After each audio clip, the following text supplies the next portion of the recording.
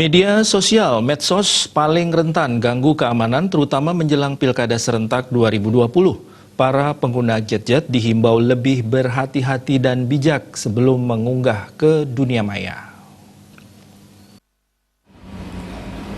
Dirintelkam Polda Bali, Kombes Wahyu Suyitno menegaskan, menjelang perhelatan demokrasi pemilu Pilkada serentak 2020, potensi ancaman gangguan akan meningkat. Untuk itu pihak Polda Bali sejak awal bertekad untuk mengantisipasi munculnya gerakan-gerakan yang akan mengancam dan mengganggu keamanan. Pada intinya mencari masukan berkaitan dengan ancaman yang mengandung kerawanan jelang Pilkada serentak 2020. Hal yang paling diwaspadai adalah media sosial medsos. Medsos ini sangat berperan penting dan sangat cepat mengancam keamanan. Masyarakat diminta segera melaporkan ke kepolisian terdekat seandainya terdapat potensi gangguan keamanan. Hal ini sangat penting dilakukan, mengingat Bali sebagai tujuan destinasi wisata internasional sangat rentan dengan isu-isu keamanan. Hal senada juga disampaikan Kompol Nengawetem dalam silaturahmi Polda Bali dalam rangka mewujudkan Pilkada tahun 2020 di wilayah Kabupaten Tabanan yang aman, damai, lancar, dan kondusif.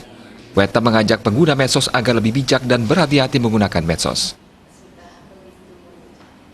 Berbeda dengan tokoh perempuan asal Tabanan, Sri Labantari tidak terlalu mengkhawatirkan keberadaan medsos sebagai ancaman di dunia maya.